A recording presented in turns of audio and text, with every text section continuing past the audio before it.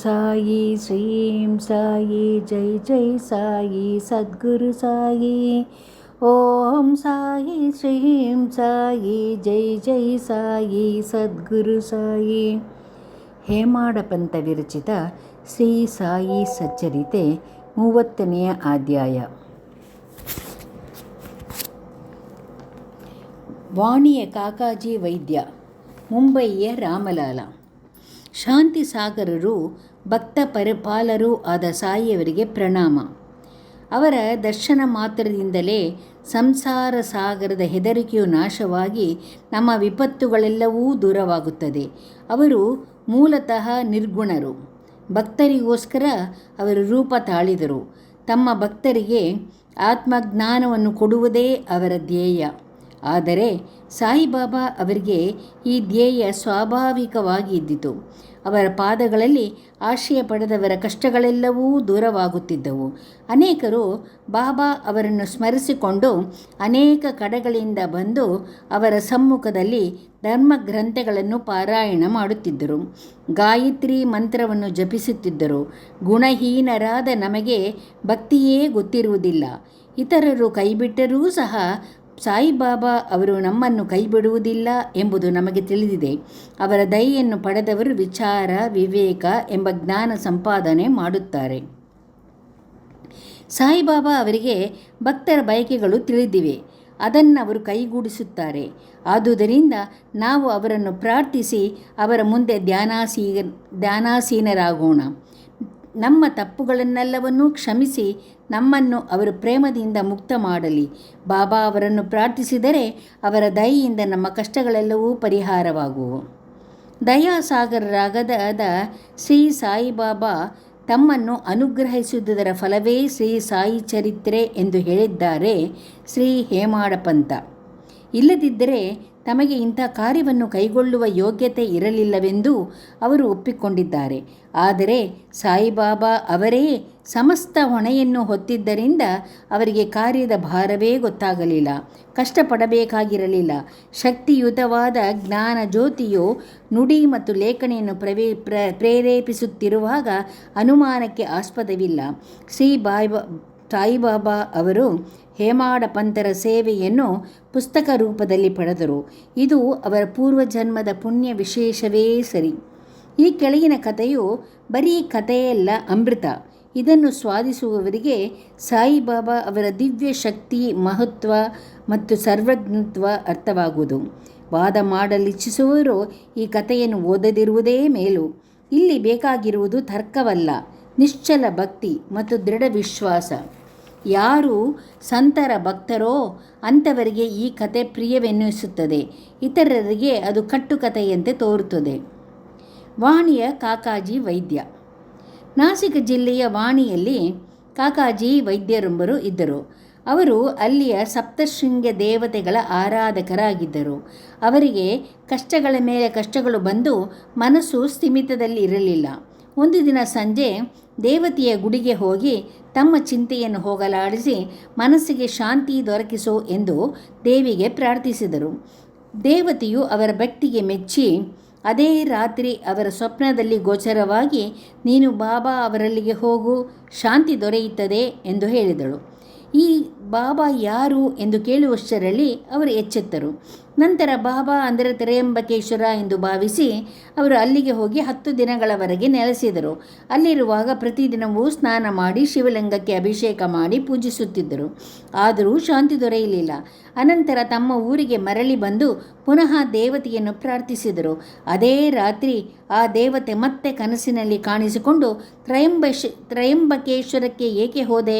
ನಾನು ಹೇಳಿದ್ದುದು ಬಾಬಾ ಅವರಲ್ಲಿಗೆ, ಅಂದರೆ ಶಿರ್ಡಿಯ ಶ್ರೀ ಸಾಯಿಬಾಬಾ ಎಂದು ಹೇಳಿ ಮಾಯವಾದಳು. ಶಿರ್ಡಿಗೆ ಹೇಗೆ ಹೋಗುವುದು, ಅವರನ್ನು ಸಂದರ್ಶಿಸುವುದು ಹೇಗೆ ಎಂಬುದು ಅವರಿಗೆ ಸಮಸ್ಯೆಯಾಯಿತು. ಯಾರಿಗಾದರೂ ಸಂತರ ದರ್ಶನ ಪಡೆಯಬೇಕೆಂಬ ಬಯಕೆ ಹುಟ್ಟಿದರೆ ಸಂತರೇಕೆ, ದೇವರೇ ಅವರ ಬಯಕೆಗಳನ್ನು ಕೈಗೂಡಿಸುವವನು. ನಿಜವಾಗಿ ನೋಡಿದರೆ ಸಂತನೂ ಪರಮಾತ್ಮನೂ ಇಬ್ಬರೂ ಒಂದೇ. ಇವರಿಬ್ಬರಲ್ಲಿ ಸ್ವಲ್ಪವೂ ಭೇದವಿಲ್ಲ. ಯಾರಾದರೂ ತಾವೇ ಹೋಗಿ ಸಂತನ ದರ್ಶನ ಪಡೆಯುತ್ತೇನೆ ಎಂದು ಅದು ಹೇಳಿದರೆ ಅದು ಆತ್ಮ ಪ್ರಶಂಸೆಗೆ, ಬೇರೆ ಏನೂ ಅಲ್ಲ. ಸಂತರು ಇಚ್ಛಿಸದಿದ್ದರಲ್ಲಿ ಯಾರು ತಾನೇ ಅವರನ್ನು ಕಾಣಲು ಸಾಧ್ಯ? ಸಂತರನ್ನು ಕಾಣಬೇಕೆಂಬ ಬಯಕೆ ಹೆಚ್ಚಾದರೆ ಅವನಲ್ಲಿ ಭಕ್ತಿ ಶ್ರದ್ಧೆ ಮತ್ತಷ್ಟು ಹೆಚ್ಚಿ ಅವನ ಬಯಕೆ ಈಡೇರುತ್ತದೆ. ನಮ್ಮ ಮನೆಗಳಲ್ಲಿ ಯಾರನ್ನಾದರೂ ಆಮಂತ್ರಿಸಿದರೆ ಅವರ ಸ್ವಾಗತಕ್ಕೆ ನಾವು ಎಲ್ಲರನ್ನೂ ಅಣಿ ಮಾಡಿಕೊಳ್ಳುತ್ತಿರುವ ಹಾಗೆ ಕಾಕಾಜಿ ವೈದ್ಯರ ವರವಿಗಾಗಿ ಶಿರಡಿಯಲ್ಲಿ ಎಲ್ಲವೂ ಸಿದ್ಧವಾಗಿದ್ದಿತು. ಶ್ಯಾಮ ಅವರ ಹರಕೆಗಳು.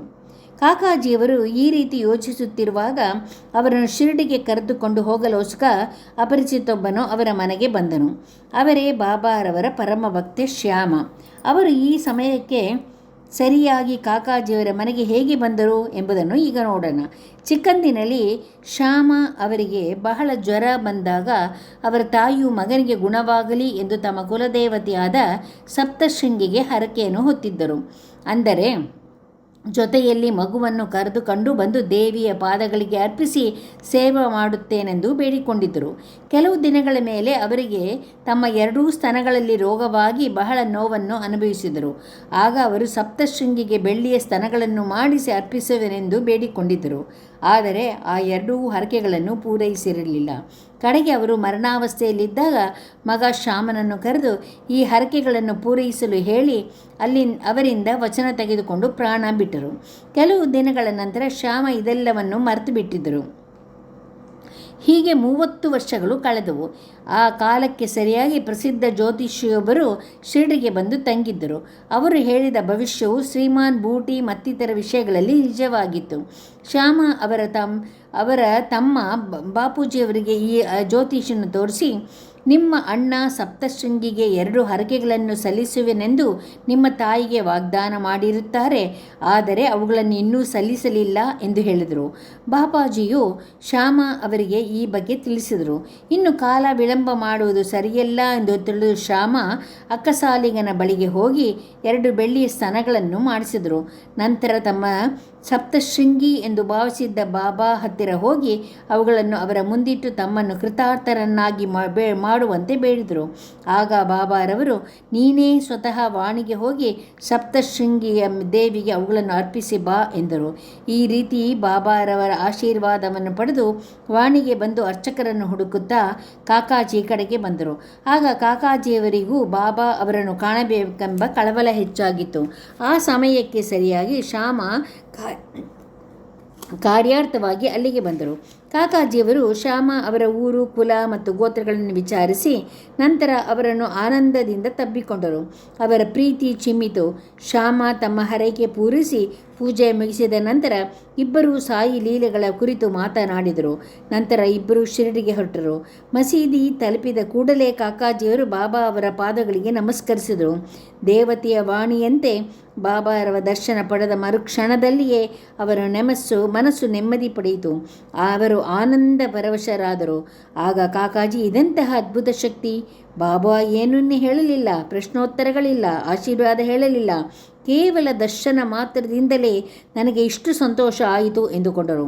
ತಮ್ಮ ದೃಷ್ಟಿಯನ್ನು ಬಾಬಾ ಅವರ ಚರಣಗಳಲ್ಲಿ ಇಟ್ಟಿದ್ದರಿಂದ ಅವರೊಡನೆ ಮಾತನಾಡಲೇ ಇಲ್ಲ. ಬಾಬಾ ಅವರ ಲೀಲೆಗಳನ್ನು ಕೇಳುತ್ತಾ ಆನಂದ ಪರವಶರಾದರು. ಬಾಬಾ ಅವರಲ್ಲಿ ಸಂಪೂರ್ಣ ಶರಣಾಗತಿಯನ್ನು ಹೊಂದಿ ಚಿಂತೆಯಿಂದ ಮುಕ್ತರಾಗಿ ಶಾಂತಿಯನ್ನು ಪಡೆದರು. ಶಿರಡಿಯಲ್ಲಿ 12 ದಿನಗಳ ಕಾಲ ಉಳಿದು ನಂತರ ಬಾಬಾ ಅವರ ಆಶೀರ್ವಾದ ಪಡೆದು ಉದಿಯನ್ನು ಪಡೆದು ಸ್ವಗ್ರಾಮಕ್ಕೆ ಹಿಂತಿರುಗಿದರು. ರಹತಾದ ಕುಶಾಲಬಾವು. ಬೆಳಗಿನ ಜಾವದ ಕನಸು ಸಾಮಾನ್ಯವಾಗಿ ನನಸಾಗುವುದೆಂದು ಕೆಲವರ ನಂಬಿಕೆ. ಆದರೆ ಬಾಬಾ ಅವರ ಕನಸುಗಳಿಗೆ ಕಾಲದ ಪರಿಮಿತಿ ಇರಲಿಲ್ಲ. ಬಾಬಾ ಅವರು ಒಂದು ದಿನ ಕಾಕಾ ಸಾಹೇಬರನ್ನು ಕುರಿತು ರಹತಾದ ಕುಶಾಲಬಾವುರನ್ನು ನೋಡಿ ಬಹುದಿನಗಳಾದವು ಎಂದು ಹೇಳಿ ಅವರನ್ನು ಶಿರಡಿಗೆ ಕರೆತರುವಂತೆ ಆಜ್ಞಾಪಿಸಿದರು. ಅದರಂತೆ ಕಾಕಾ ಸಾಹೇಬರು ಟಾಂಗಾ ಮಾಡಿಕೊಂಡು ರಹತಾಕ್ಕೆ ಹೋಗಿ ಕುಶಾಲಬಾಬು ಅವರಿಗೆ ಬಾಬಾ ಅವರ ಸಂದೇಶ ತಿಳಿಸಿದರು. ಇದನ್ನು ಕೇಳಿದ ಕುಶಾಲಬಾಬು ಅಚ್ಚರಿಗೊಂಡರು. ಆಗ ತಾನೇ ಊಟ ಮಾಡಿ ಮಲಗಿದಾಗ ಬಾಬಾ ಅವರ ಕನಸಿನಲ್ಲಿ ಕಾಣಿಸಿಕೊಂಡು ಶಿರಡಿಗೆ ಬಾ ಎಂದರು ಎಂದು ತಮಗೆ ಬಿದ್ದ ಕನಸನ್ನು ವಿವರಿಸಿದರು. ಕುದುರೆ ಇರಲಿಲ್ಲ, ಆದ್ದರಿಂದ ಬಾಬಾ ಅವರಿಗೆ ತಿಳಿಸಿ ಬರಲು ನನ್ನ ಮಗನನ್ನು ಕಳಿಸಿದ್ದೇನೆ ಎಂದು ಹೇಳಿದರು. ದೀಕ್ಷಿತರು ನಿಮ್ಮನ್ನು ಕರೆದುಕೊಂಡು ಹೋಗಲೋಸವೆಯೇ ನಾನು ಈಗ ಬಂದಿದ್ದೇನೆ ಎಂದು ಹೇಳಿದರು. ನಂತರ ಇಬ್ಬರು ಶಿರಡಿಗೆ ಬಂದರು. ಪಂಜಾಬಿ ರಾಮಲಾಲ. ಒಂದು ಸಾರಿ ಮುಂಬಯಿಯ ಪಂಜಾಬಿ ಬ್ರಾಹ್ಮಣರಾದ ರಾಮಲಾಲರಿಗೆ ಬಾಬಾ ಅವರು ಕನಸಿನಲ್ಲಿ ಕಾಣಿಸಿಕೊಂಡರು. ಅವರಿಗೆ ಶಿರಡಿಗೆ ಬರುವಂತೆ ಹೇಳಿದರು. ಬಾಬಾ ಅವರಿಗೆ ಸತ್ಪುರುಷ ಅಂತೆ ಕಾಣಿಸಿದರು. ಅವರಿಗೆ ಹೋಗಲು ಇಚ್ಛೆಯಾಯಿತು, ಆದರೆ ಎಲ್ಲಿಗೆ ಹೋಗಬೇಕೆಂಬುದು ಎಂದು ತಿಳಿಯದಾಯಿತು. ಯಾರು ದರ್ಶನಕ್ಕೆ ಆಹ್ವಾನಿಸುತ್ತಾರೆಯೋ ಅವರು ಎಲ್ಲವನ್ನೂ ಸಜ್ಜುಗೊಳಿಸುತ್ತಾರಲ್ಲವೇ, ಇಲ್ಲಿಯೂ ಸಹ ಅದೇ ರೀತಿ ಆಯಿತು. ಅದೇ ದಿನ ಮಧ್ಯಾಹ್ನ ಒಂದು ಅಂಗಡಿಯಲ್ಲಿ ಇದ್ದ ಬಾಬಾ ಅವರ ಫೋಟೋ ರಾಮಲಾಲ ನೋಡಿದರು. ಫೋಟೋ ಕನಸಿನಲ್ಲಿ ಕಾಣಿಸಿಕೊಂಡ ಸತ್ಪುರುಷರನ್ನು ಹೋಲುತ್ತಿತ್ತು. ಈ ಬಗ್ಗೆ ವಿಚಾರಿಸಿದಾಗ ಈ ಫೋಟೋ ಶಿರಡಿಯ ಶ್ರೀ ಸಾಯಿಬಾಬಾ ಅವರದೆಂದು ಗೊತ್ತಾಗಲು ಮರುದಿನವೇ ರಾಮಲಾಲ ಶಿರಡಿಗೆ ಪ್ರಯಾಣ ಮಾಡಿದರು. ನಂತರ ಕೊನೆಯವರೆಗೆ ಅವರು ಶಿರಡಿಯಲ್ಲಿಯೇ ವಾಸ ಮಾಡಿದರು. ಈ ರೀತಿ ಬಾಬಾ ತಮ್ಮ ಭಕ್ತರನ್ನು ಶಿರಡಿಗೆ ಬರಮಾಡಿಕೊಂಡು ಅವರವರ ಬಯಕೆಗಳನ್ನು ಈಡೇರಿಸುತ್ತಿದ್ದರು. ಶ್ರೀ ಸಾಯಿ ಪ್ರಣಾಮ. 30ನೇ ಅಧ್ಯಾಯ ಸಂಪೂರ್ಣ.